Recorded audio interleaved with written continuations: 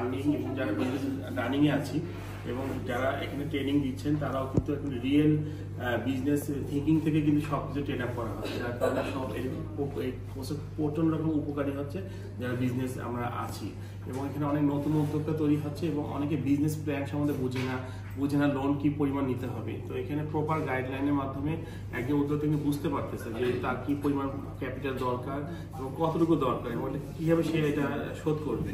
সুতরাং এই প্রোগ্রামের মাধ্যমে বাংলাদেশ ব্যাংক যে সুযোগটা তৈরি করে দিয়েছে নতুন উদ্যোক্তাদের মাঝখানে, সেটা আসলে অসম্ভব এক ধরনের উপকারে লাগতেছে বলে আমি মনে করি।